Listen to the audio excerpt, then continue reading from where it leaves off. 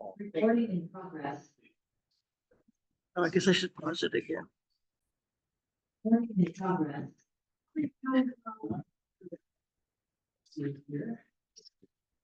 Oh, yeah.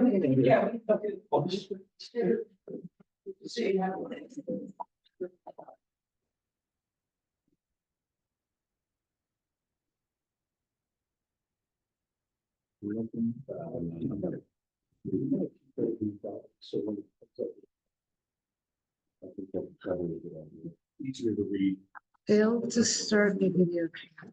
I better with paper copies than I am Cannot with, failed to start the video.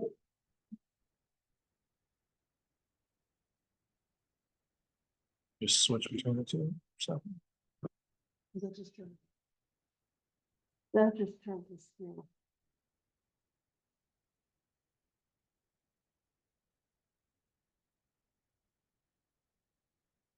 We'll have to do that first. I think what we did was put it on.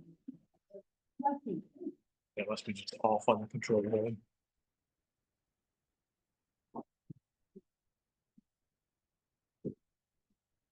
It's like another video.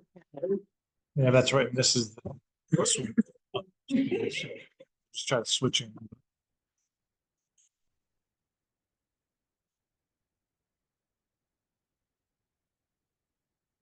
That work?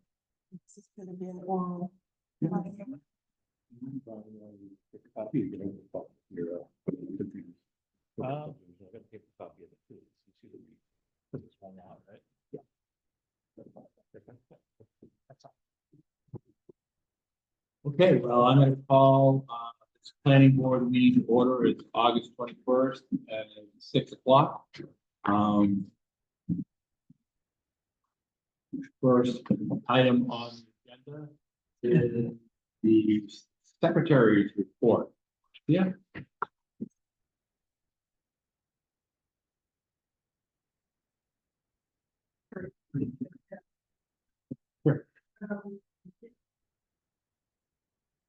My report is the approval of the meetings,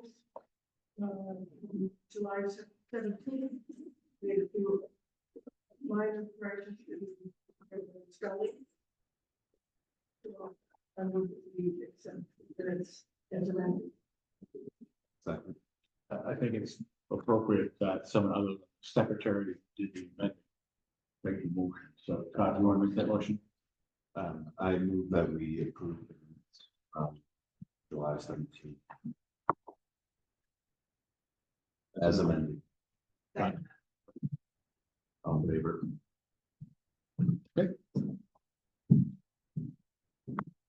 Is that all you have? Okay, next item on the agenda is old business. An update on Esterbrook's facility. Anybody have an update on I can do one in the absence of our CEO tonight. She had to excuse herself from that being interviewed. The planning board granted approval to the original change last meeting. The way it was left was that then it fell into the hands of the fire chief and the CEO. They're doing the proper inspections. This coming week, they will be doing a site walk at the again, fire chief and the CEO. And that's the only update that I can see. Perfect. So it's back on track. Okay, any questions for Tom on that one? Next item under old business is the conservation subdivision checklist. Todd, do you want So I think I sent along some of the edits that Tom had made, which I went through and I thought everything made sense. Tom, I don't know if you want to just walk through some of the changes for the rest of the board. And then we can take questions or comments. The board's pleasure. I can walk through each one of them, or I can give you a synopsis of your pleasure, which you prefer. I think it probably makes sense to, I mean, there's few enough where I think if you can quickly walk through some of these, just so we have an understanding of that. Okay. Yes, So I had made edits to the original checklist, which I sent to you for some computer glitch reason. They were omitted from the copy you're working from. So, Okay. at certain points, I'm gonna be asking to add For sure. some of those Okay. changes. Do we want to just quickly walk through line by line then? That sounds like a great idea. You just want to see it tonight. It's in mind, and that would be all of it. Yeah. Oh. Start at the beginning. Yeah, I don't have them put there. I know, Yeah. but you. Yep. That's Tom, why don't you step? Okay, I'll tell you, why don't, I'll run through wherever you have an insert, jump right in, okay? So first of all, context, why did I make changes to it? Three basic reasons. One, the construct of the checklist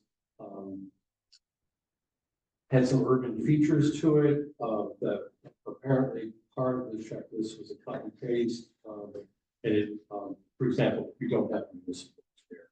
So you'll see when I get to that point that I remedied it by putting, we will, if necessary, we use the peer review engineer, which is allowed by ordinance, right? So starting from above, and then the other thing was those some grammatic changes. Starting from the very top on page 1, conceptual plan review. The first one was absent, and that's the very beginning stage because of the complexity of this type of subdivision. A briefing, it will end up being a half a day briefing because there's so many pieces to doing a conservation subdivision. So I put in a briefing to run through clarifications, procedures, and timelines and applicability. Because some people get confused that there's still a major subdivision. And why not, can I do a little of this, and a little of that? So I'll be able to provide clarity as to the context of the completeness of the conservation subdivision. Application fees, because these fees are fairly substantial, in the new fee schedule that was approved by the select board, some people may approach and do a conceptual and get only to the conceptual stage and say, I think I'm going to try a different approach. So most applicants / developers don't pay the bundle of fees, they pay it in segments. So that's why I broke it into conceptual, preliminary, and final. Towards the bottom of the page, just to aid the planning board to drop the perimeter outline of the subject property on top of the USGS, very easy things. I'm wondering at this point, do we need to request a certain number of properties? Or because of conceptual review, is it, when it comes to the planning board, it'd be nice to know how many additional, how many full size. Because of Marcia's helpfulness and encouraging me to more and more applicants to rethink digital, that's now my mantra. We have paper copies to those that we'll always try to get everything in digital format. But we don't need to necessarily specify that. Oh, but if you feel that's extra clarity, that might be part of the conversation I'll have with whoever the designers are. But if it adds greater clarity, I think that's the whole purpose of things. The more clear we make the checklist, the easier it is to go through with the applicant. And also, when those plans are presented to you, we will see tick marks on each one of these, unless a waiver is requested. For some. So, you could put a little footnote there if you want to further embellish that. On page 2, this I thought was particularly critical in other municipalities that I've worked for. We try to get waiver provisions up front, not at the preliminary stage. When an applicant might grumble and say, well, I've invested $50,000 in this, and you want me to move from 4-foot contours to 2-foot contours. So if there's a request, I like to talk it through with the applicants and then proceed. If they're serious about certain waivers, that they define justifications, they put it in writing. And so that becomes part of your package when you're reviewing conceptual, preliminary, or final. But with waivers, my strong recommendation was keep it up front. So that the applicant is clear. I think it adds to transparency of the application. So I highly encourage you to if they go into a formal request to keep that provision. On the next page, it originally said location and delineation of open space. Because of today's technology, we'll be able to calculate out the exact percentage. And I think that's important to clarify for someone that's rather than to, oh, it's about 50%. It's about 30%. Very easy to. Yeah. The next one down under lot density map. It's both. And I think this is where we're missing a little bit of the information. I see it can jump in and fill in. This is to show basically lots. There may be an occasion where it's a combination of lots and condominialization of a portion of the land. And when the condominium approach to ownership is taken, it's different than strict fee simple single family lot.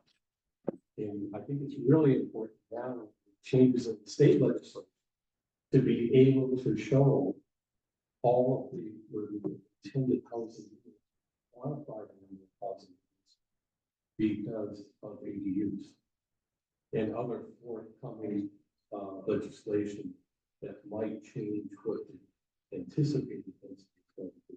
That'll give you a clearly upfront in the conceptual stage. Are there ADUs? How many of them? Where are they? In the relationship to the traditional single family residences. So that's why the long explanation of why I put in those 3 words and housing units. Oh, well, on that one, at the end of that sentence, it says, if applicant plans to construct a private road. I think the concept was, you do it on the old contract, where you could put 600-foot road, and you're doing it.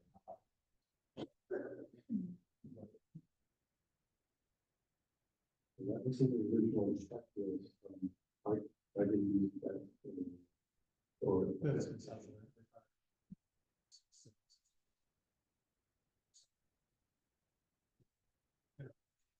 exactly. Like there's still, that was in the original, the last, right? And then there are some words here. Yes. If we had agonized over that language. Do you have a correct language? Well, originally it read a lot density that shows 300 feet of contiguous road frontage for each lot. Together with the 9,000 square foot of contiguous lot of running level. And I had it, and there's still missing something, so I have written it as lot density map shows the theoretical number of lots, probably need to say housing units, that could be developed using the 300-foot contiguous road frontage for each proposed lot and a conservation subdivision. It's still not good. Still not clear. And it's also an allowed 600-foot road. Like it's not proposed or really constructed, so if you can put one in, you can use it.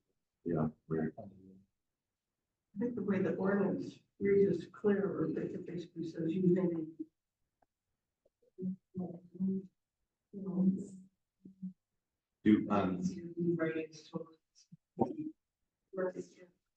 Do we even need to really define this in this section? All we need is the lot.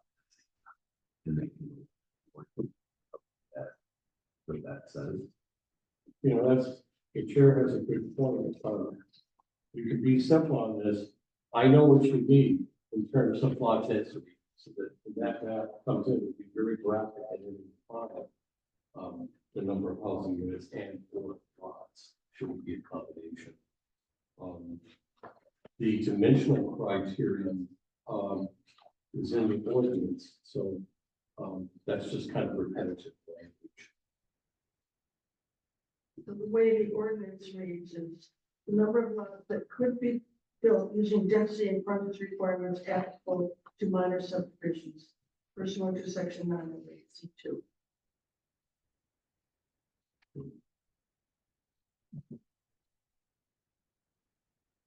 Nine C2 of the conservation.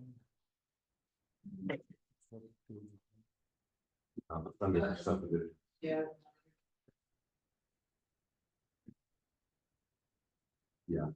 Very good.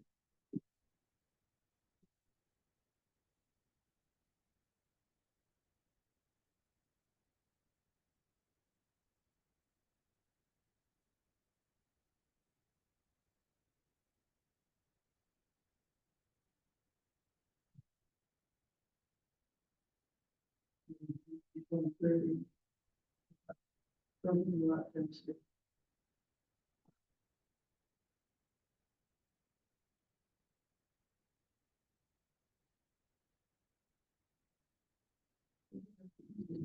That was very detailed, I mean, that was, we don't need to complicate this, we should already know in certain year 1000. And then I'll direct them if they have any questions, lack of clarity, I'll just bring them right to that Maybe section. just put that in checklist, just in parentheses, C. C, section nine, yeah. C2. We can do a C. Because you probably have to put in it too. Because what we're trying to do is create a succinct checklist. We don't want to end up repeating the whole work. For some reason, that got so replicated. I think especially when we're rewording it, that's troublesome, Yeah. like rewording it, because it's already complicated enough, but I think better just, go look at that one. How about if we put a site reference? So, Yeah. Yeah. Yeah, Talking through it better without the top. and for simplicity, I would cut them. Yes. Confusion. Yeah. Yes. That's why on that footnote, I got to put you see on the bottom, a hundred and units. So now we just would read lot density unit for section 908C2. Great. Because since I can move these edits, seems like there might be a I think we were all working with different kind of platforms and different versions of. Or Do we wanna, why don't we, go back, Marcia, did you have any other additions, changes in just the conceptual plan review no. section? I Okay. did- So why don't we move on to the preliminary portion? if everybody's okay with that, the second one down, you notice that I've added email addresses, postal addresses, telephone numbers, record owners, engineers, soil scientists, planners, designers. So I'll have all that at hand. If I need to make a phone call or send an email, but for efficiency reasons. Now, we did leave a whole subdivision name. That was above, Is that it? Yeah, that- It is. yeah, It was. Having. and also the number of copies, 4 copies we said this. The right subdivision plan. Yes. Want to reconsider that? Well, I think this first conservation might want to, after the first one, I think the first one is going to get a lot of attention. And we might need extras, like if we're dealing with NDOT or DEP or other agencies, or concerned or interested citizen that wants to come on. If the board feels they want to reduce that, I feel more comfortable for this first time that was said. you can get 4 plus the digital everything.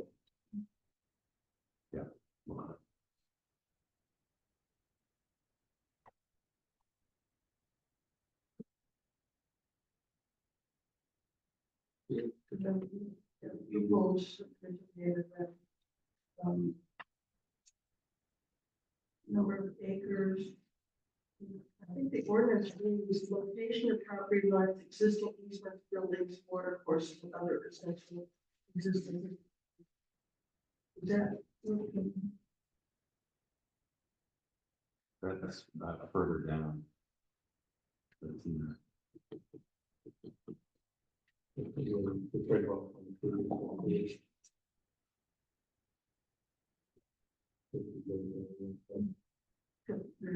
Three the bottom, that's why it's towards the location names. Doesn't go into the approach to. There's the property lines. Evident. Well, that would actually be showing up there right in the center. So that would automatically be carried over.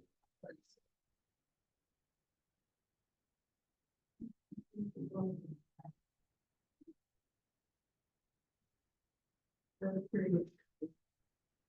Yeah, I think in the conceptual plan, all of those details are covered and just repeated. When the applicant comes back for preliminary, it's gonna be a lot of repeat of some of the stuff that's already in the conceptual.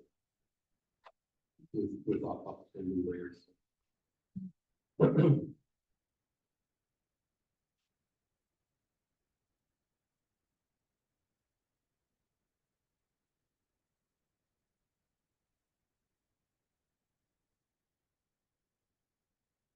Okay, before. So, I know you took up Phil's report, it was point, it does say, planning board may require sort of. So. That's why I think it said may, if warranted or if requested. That's right on the contours. Yeah, that's in there too. It says soil report on the What it used to say, is soils report if requested, and it's according to the ordinance. Okay.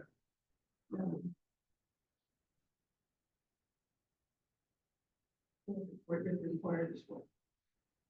Yeah, I would almost say again, because of the scale and context of the conservation subdivision, you're gonna want to know soil in that preliminary stage. It's not, that discovery is not one of the final stage, because that's gonna determine where all the subsurface systems are. So in subsurface systems, particularly again, but keep thinking now, the scale of this is larger than normal. That it may end up being engineered systems versus your typical individual systems. So I agree with you, but if the ordinances may require, But the ordinance does.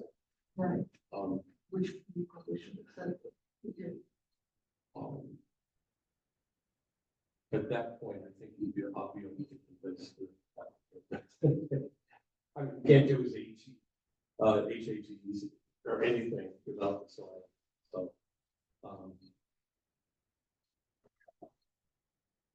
we can make that change in the ordinance at a later time too, if you want to move it from May to shall almost. I mean, you could just say, we could just make the assumption, I mean, if they come to Tom and say, do I need a soils report, he's gonna just automatically say, yes, the planning board is gonna want, so it's regardless of maybe what it says specifically, we'll just default it, when we get it.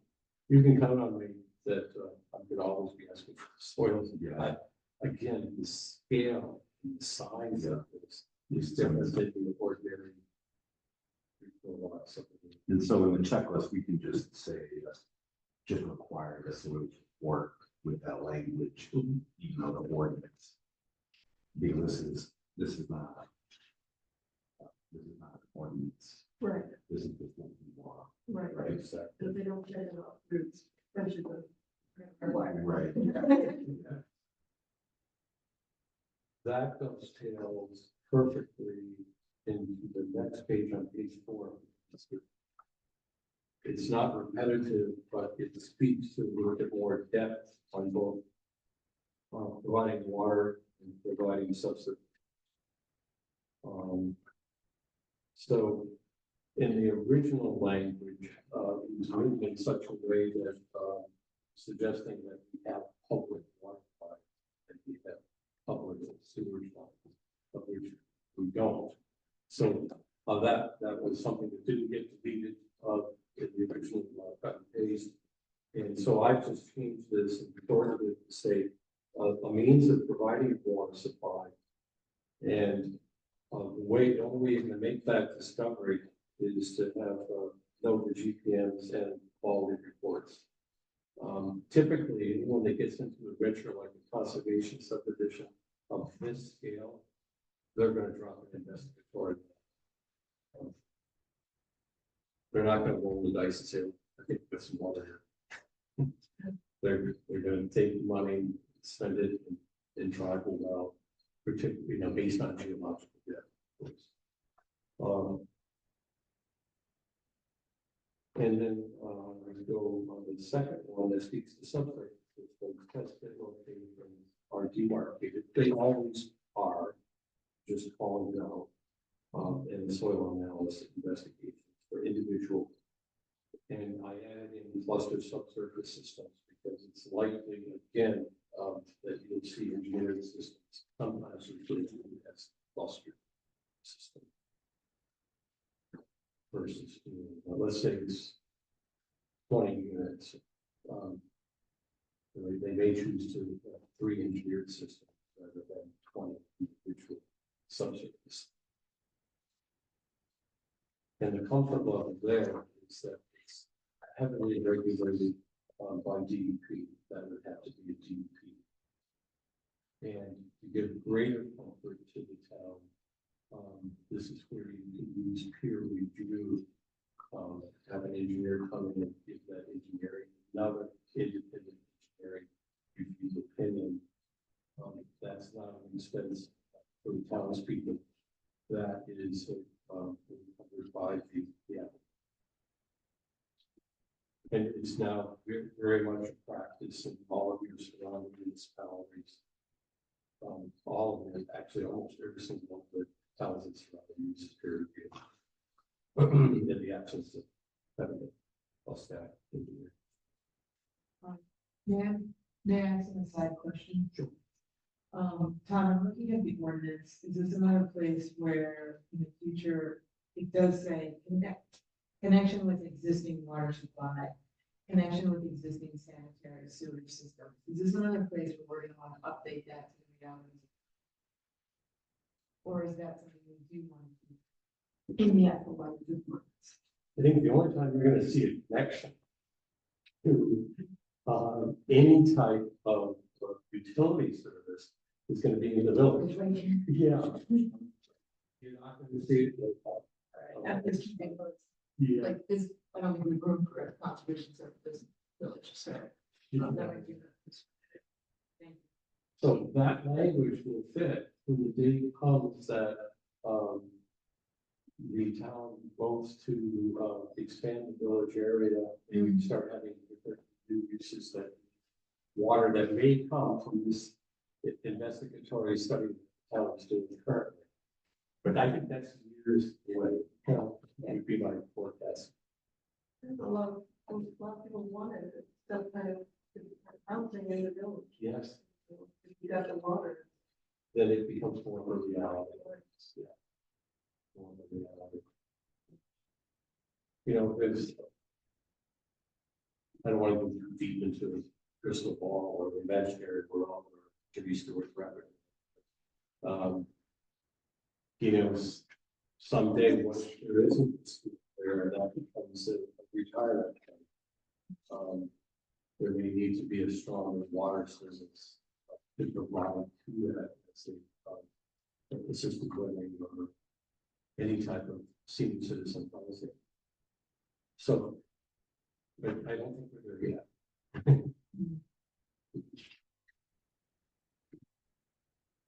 Any questions on those two? Again, always remember, it's just our checklist. Is it important, the one thing that left off on the previous page, names of all subdivisions? Maybe it was, and owners of record, is that? Or It's important only if,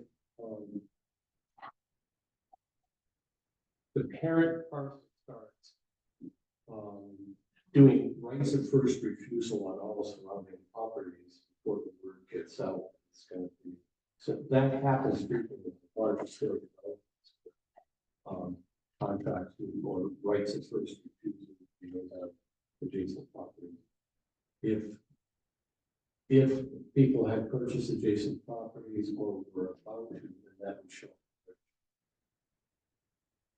And the surveyor of record would be able to follow this on there. But I think when the first one comes in, we'll make a lot of discoveries up front. I think that's really fast people into it. Do we want to put, a site visit? Site visit.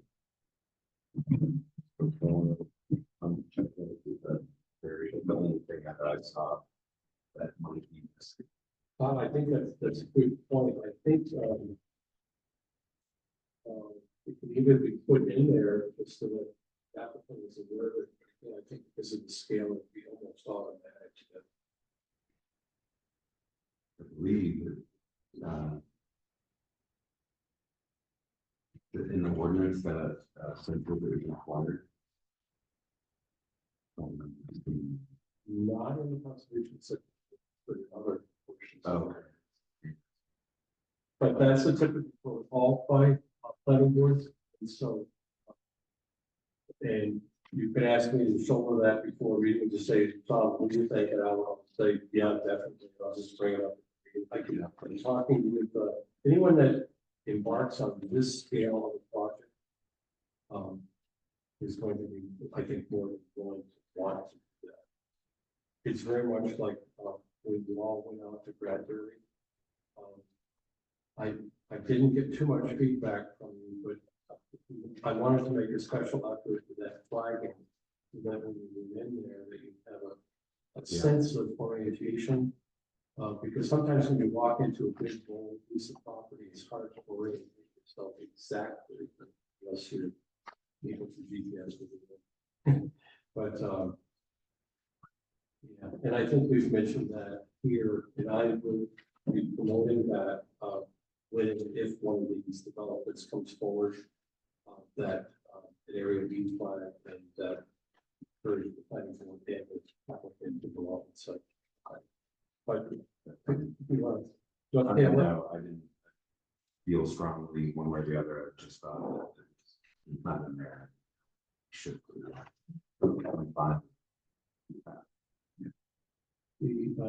okay to proceed, page 5. Yeah. On page 5, I put in some language about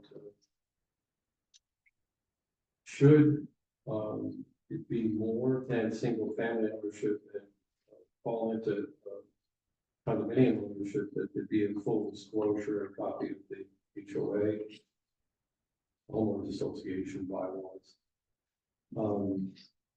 I've reviewed hundreds of those in the last decades, and I can do a quick scan before it gets to this typically an inch or more thick.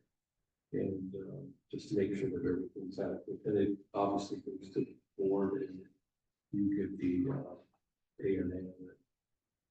The location of temporary markers and flagging, this is what we were just talking about, that's suggested or designated by the to enable the planning board to readily locate and appraise the layout. Because the likelihood of the conservation subdivision, at least based on what I'm observing now, and from what discussions I've briefly had with people, is you're looking at 100-acre sites, 100-acre plus. Right? So the flagging and orientation becomes really helpful. to interject. This is the first time I've heard of the word condominium. So, gave me thought. And, I don't know, we haven't defined it anywhere. If I ever envision. Maybe I can anticipate, right? It's, it's really the concept of ownership can come in a lot of different ways. And there's some new hybrids that are coming out that no one has experienced yet that are being test modeled in New Hampshire right now. At some point, I could write a brief little fact sheet or frequently asked questions. There's some new models, some new hybrids. So in the future, all municipalities need to expect that there will be more than single family developments on some lots. Because you're already at that stage, if you could have single family living, so I'd like to just kind of prepare you for that.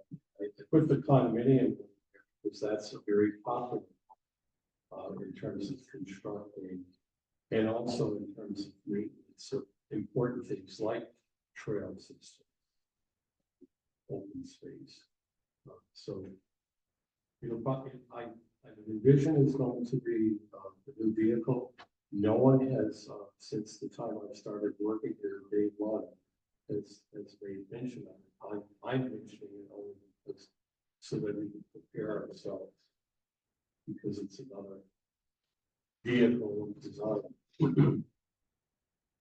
So even though, and Marcia, that was exactly my question. Tom and I chatted about this last night. And I was thinking about it. So even though the current ordinance doesn't specifically define or talk about a condo, they're probably allowed under the current ordinances because it's just a duplex with multiple ownership. Is that even allowable? The whole thing. So like an entire thing, it's 5 plus, those are on the wall. And you just find rights to use. Basically, interior and they to buy that. Resell. So you're not necessarily buying, you're not buying the land.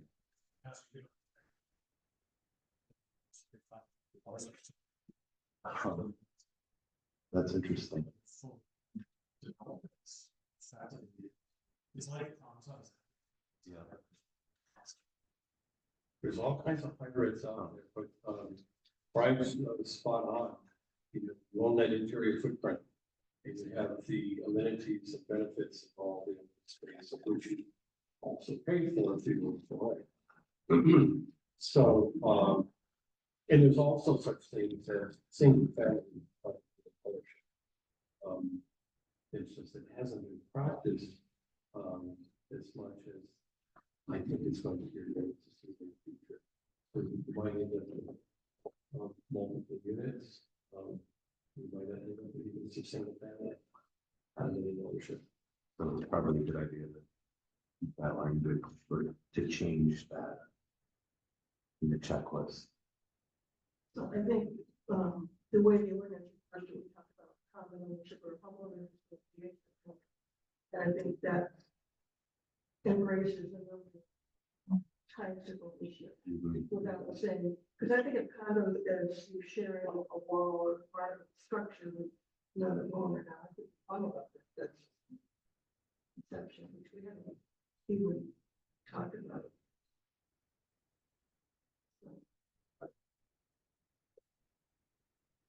Again, it's a vehicle ownership.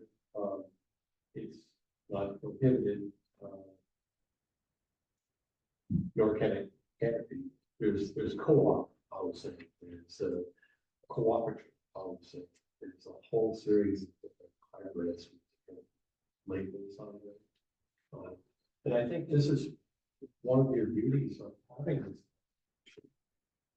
subdivision ordinance is that it gives you the latitude to serve the purpose of saving space, placing units, and maintaining the same density, but keeping them better placed rather than everything looking, even though it's feet, 600 feet deep, it still can give the appearance of the. Do you think if we change it to collective ownership rather than condominium, embrace all the possibilities? I don't think it would, because again, collective, cooperative, they all are collective. So, I mean, or legal structure.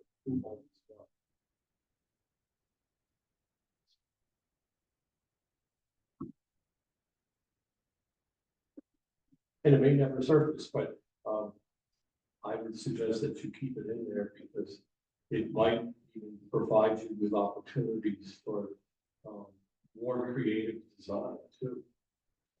Where you, let's say you have a wildlife corridor, you have some precious land that you don't want to see destroyed. It might be part, I see the conservation subdivision ordinance as one that allows some open negotiation. There are rules and then there's conversations on how can we make this better. Because it's impossible to design an ordinance that pick the right amount of dimensional standards. Every 6 feet, 9 feet. It's impossible to do because every tract of land is a different situation. The important thing is that we have the HOA bylaws. Right. That gives comfort. Yes, the last one that I have here is that, designation, there was no real mention of trail system or linkages, so I put that in there, and also wildlife areas. Nothing dramatic, just, sort of raising the flag, so. Yeah. Here's last page, again, it's just a call out on the very top there for any engineering peer review in parentheses if needed. Okay. And then permanent reference monuments, typically it's called out with just an iron pen or a steel pen. I think there are situations where granite is more appropriate. I'm saying an entire development in granite or a combination of pen and sand where it becomes a central marker point that you want to make sure is really important. But again, that's a small minute point that never really shows up until it's very in the final subdivision. Lastly, Todd and I talked briefly about this. You notice under proposed approval of plan file, the performance bond looked a little bit out of place, being as opposed to it, because that's an agreement, a very technical financial that's made prior to the approval, but not after the approval. So I'm strongly suggesting that we move that up as part of the final review, because that's also something that has to get it. Correct me if I'm wrong, John. Clear as the director. So accident, I think we should just close. Yeah. So one thing, tell me if you think this is already covered under all open space, for which offers of succession are made by the subdivider. We had originally added along with copies of agreements or other documents showing the manner in which open spaces are to be owned, preserved, and maintained. And do you think that's covered by the HOA agreement, or do you think that's Well, given that the main premise of doing conservation subdivisions is that open space, I would say keep it in there. Okay, it just adds a bit extra muscle to it, and it also helps me in my discussions with the applicants that this is what the board is looking for. So before I can check this box, let's make sure the board has those answers. Okay. What I'm trying to do is make your job easier.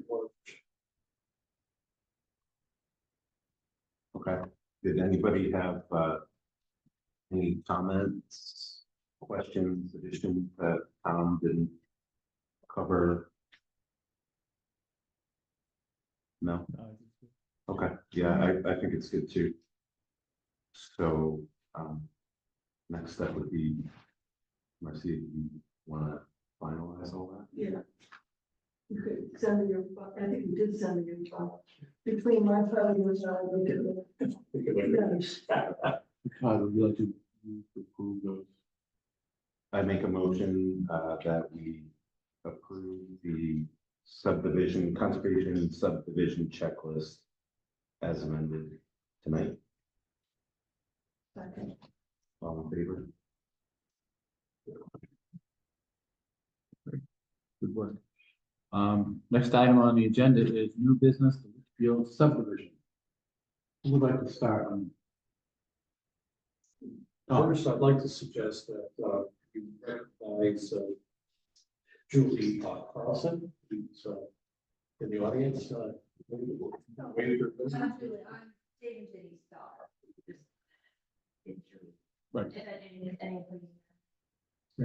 Is there anything special that you'd like to share about how this got to be another break off of the most recent stuff? Yeah, so I mean, so my dad's property that we inherited, and so they built this house when we first moved here, that's been almost 6 years now. So they built that development, my husband is part of the house, my husband and I are living there. We're planning on moving within the next year, so they want to subdivide that property to potentially develop on that other land, but it hasn't been yet as far as development or not, but just make sure that. That's a good historical context. I'll just give a brief review. This is only at sketch plan stage. I've talked both with the surveyor and reviewed the plan. All the necessary details for a sketch plan are shown on this plan. It also has a test pit on the track that's being broken off from the parent parcel. All the details are there for sketch. It's in good shape. Good surveyor. He knows his details. Too bad he's going to retire. And the reason, just for clarification, that this is coming before us instead of just going to Jenny is because it was recently subdivided and now it's being subdivided again. That's what I was confused about yesterday when we talked. So it falls under, as Tom said, more an amended subdivision rather than. It's minor. Hybrids. It's not a minor, but it's more of an amendment to a subdivision, but it still has to go through the same steps, sketch, preliminary time. So there, you may feel a little redundancy next month or the month after and going through these steps, but these are all things that are that would happen under a minor or major subdivision. So yeah, this one's in order. This one I find no deficiencies in it. Your butler and I have had multiple conversations and emails over the last couple of months. You apologize for not being here, she'll be here tomorrow. So you'll probably see her at your next meeting. Does anybody have any questions? Looking at the map. Seems straightforward. Yeah, very straightforward. I've been being confused. It seems to be in the spring area, that isn't explicitly laid out in the letter subdivision. Right. It's the secret expression. It tells you that it's a single lot of a previous subdivision. Of course, Right. I wish I codified it.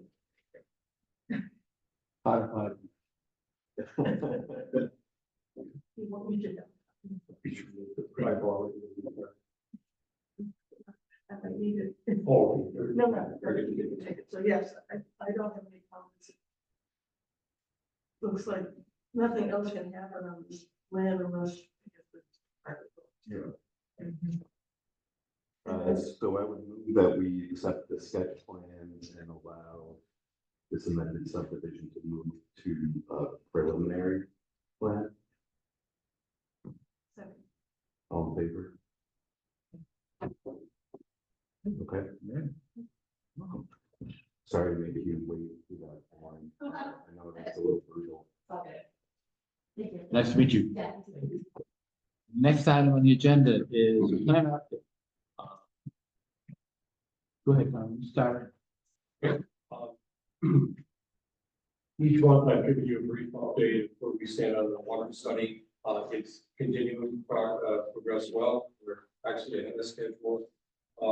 There has been a couple designated areas that geologically look to be have potential for providing water. It's now at the select board stage for some legal matters, dealing with access, et cetera. So we're making good progress on that. I'll be so excited when we come to early November, so I think I have all the results again. The other thing I just want to bring to your attention is that as summer is closing, we're going to be coming into the fall season of looking at ordinances. And I think we can be, the board can be anticipatory of seeing some ordinances come forward, being proposed either internally or externally.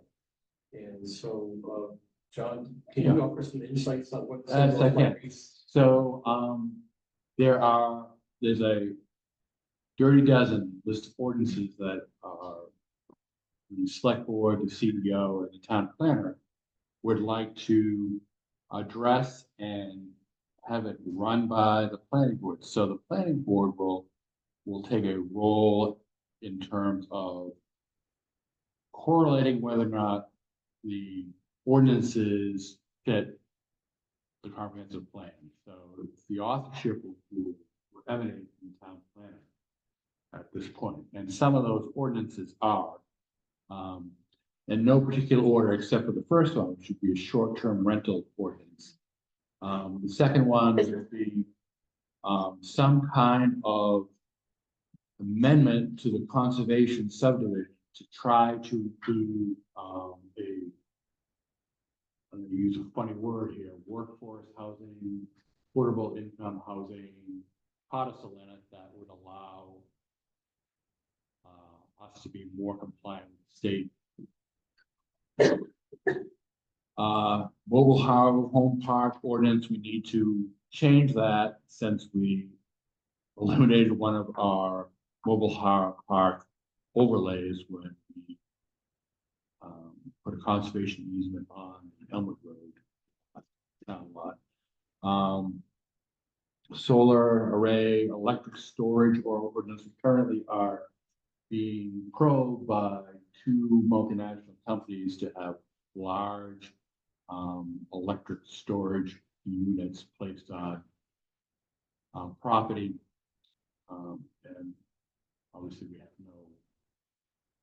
most people don't even know what electric storage is, but we'll need to address that and impact fees. And there are 5 others that will be just. So what will happen is that Tom will review one. Hopefully we're going to go through it 1 a month. And Tom will review, you'll get that. You'll either up and down it, and next month another one will come your way. Tom is very good at giving heads up, so you'll have the ordinance a week or 2 ahead of the meeting, so you'll be able to have that material. And hopefully we'll have this done by next meeting. We'll also have, I think Tom will address this, but there most likely will be marijuana manufacturing, or depending on what happens, so that will come back to the Tom. Would you like me to address that particular one? Sure. Okay. The likelihood of a cannabis ordinance, we're currently in opt-out communities, but the likelihood of the cannabis ordinance may in fact be driven, and I think the likelihood of seeing a petition drive for a warrant article and the ordinance, that ordinance, cannabis ordinance would be considered a land use ordinance. Because of the criterion that's built into it. That, I think the likelihood is very high that that will be forthcoming this fall. But it will be driven, it will be driven by petition. So the petition is driven by state statute. State statute requires 10% of gubernatorial vote. That those names have to be on a written petition and verified by the town. If in fact it meets that criterion of 10%, then it moves to the next stage of review of an ordinance. And then that would be a collaborative effort initially between the select board and myself in determining the construct of an ordinance that likely the applicant will have the first charge at, and then certainly our town council will be looking at it. It's like one of several public hearings. So the goal will be to try to get through the land use ordinance in 3 years.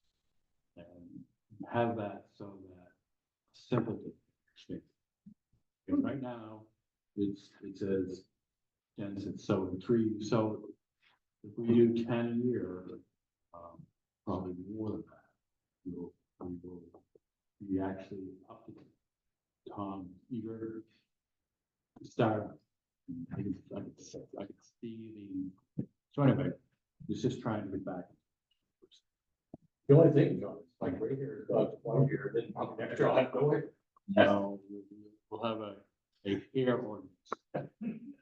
Okay. Anybody have a question about that? Yes. So, we had made some progress on. So. We did that. We're gonna give that Tom, when it's appropriate, Tom, take that from there. You will look around, go from different states, go to this state, draft the ordinance, go to the select board will bounce it back to the planning board, and the planning board will check it off, and we'll bring it down. Tom? I'd like the select board and the planning board to determine what priority solar farm developments are.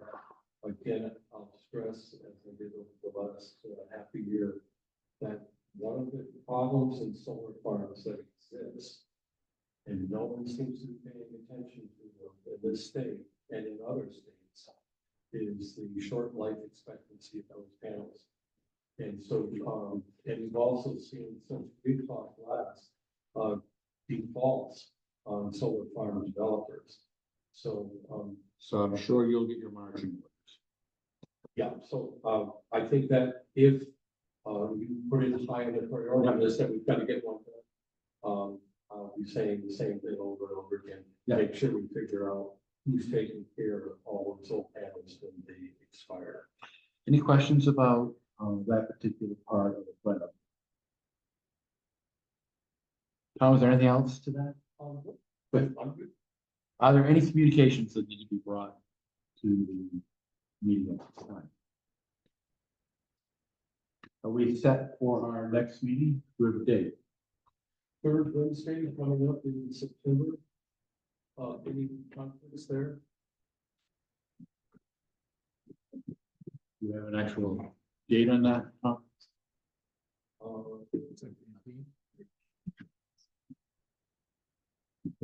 Is that so? 18th, whatever. 18th of September. What's gonna be on the agenda?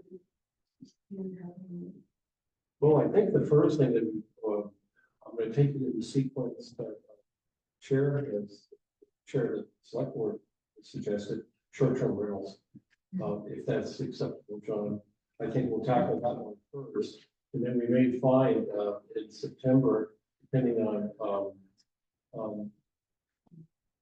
the petition, if it does in fact go forward for cannabis ordinance, so then find out what the status of that is and I'll report it to you. The workforce housing, we'll try to get that one tackled too. no later than the October meeting. That one's gonna be fairly simple. Would the still be coming back by next meeting? Yes, they should very well be back. Again, the applicant, she lives in Idaho. She'll be here tomorrow, so she'll be present at all. We're also, select board is also anticipating a application from the Dowding property on Route 9, the Hollow Road, so that might be, if we're looking ahead, which I think is always prudent, that's gonna be a very interesting situation since it involves sort of multiple moving parts, including discontinued roads, state park boundaries, so just a heads up that's in the queue. That's the property adjacent. That's correct. But nothing else in terms of just single lots. Single lot developments, a lot of tire kickers, exploring the possibility of conservation subdivisions, but I think there's probably only one in earnest who may not show up at the planning board until late winter next year. So any other communication from board members? Hearing none, is there any discussion? Does anybody have anything to say? Then we've got about the newsletter, which I've done. I can't remember what it's due. Just having summer spring. It's okay. The newsletter is coming out in 2 weeks. You have plenty of time to get whatever you need to do at the poll. We also have a new tech person online who's working on a town webpage, trying to get more space and maybe throwing out and investing in a new one. So I'm not sure how much information needs to come out of the planning board to know that it's there. The new town sign has been ordered, so I'm not sure how much space the planning board will use on that, but if there's anything you want to announce, his birthday or anything more relevant. That was See, I had it in the back of my mind, but it wasn't on the sign with it. How does it feel to be 30? There you go. Anything to add, anyone here? Next month's agenda, we've already sort of talked about. Tom will have it out well in advance. To be fairly light. Anything else for the good of the order? Well-run meeting for us, put that in minutes. of course. Motion for adjournment, please.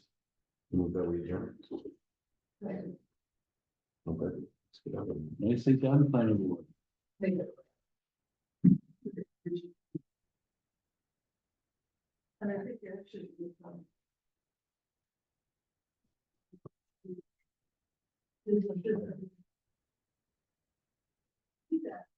Okay. So the reason, excuse me, Mark, the reason why I asked Tom to go through this procedure, because this is a really good drive.